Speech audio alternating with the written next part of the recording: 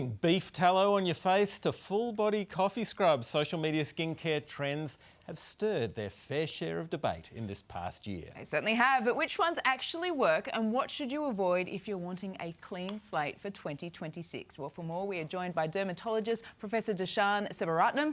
Good to see you, Professor. Thanks for joining us. Why is there such an obsession with these trends? I blame social media. Yeah, I think social media has got a lot to account for.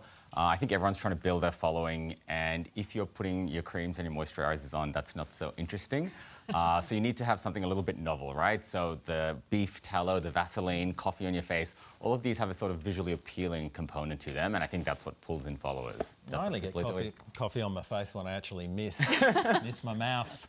But 2025, I mean, it is 2026, but 2025 was the year of salmon, sperm, of course, Desh.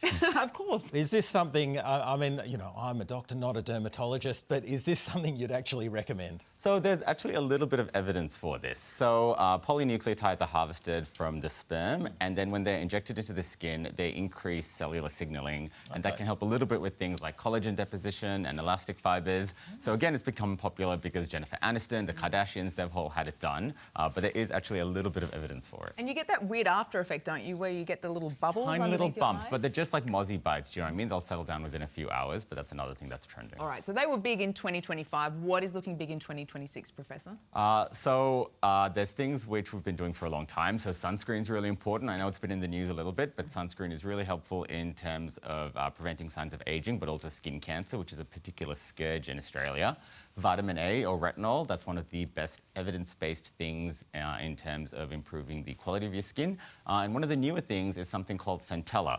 So this is a herb that's been used in Sri Lankan cooking for centuries. Okay. But now there's an ingredient in it called a gestacide, and that's being implemented in a lot of skin products because it's anti-inflammatory and can help with maintaining the skin barrier.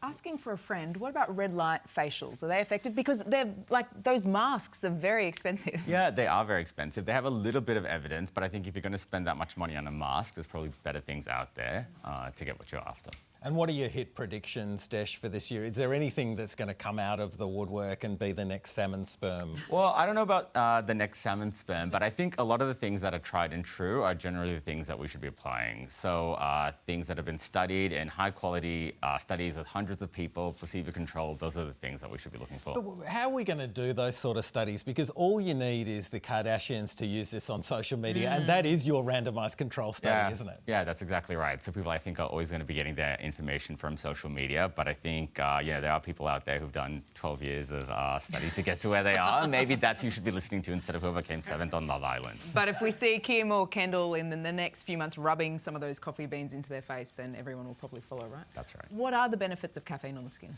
So caffeine can cause a little bit of constriction of your blood vessels. So it is used for products, in products, say, around the eye. So for dark circles, if you put a little bit of that in the morning, that can be helpful. There's also a little bit of evidence for things like male pattern hair loss.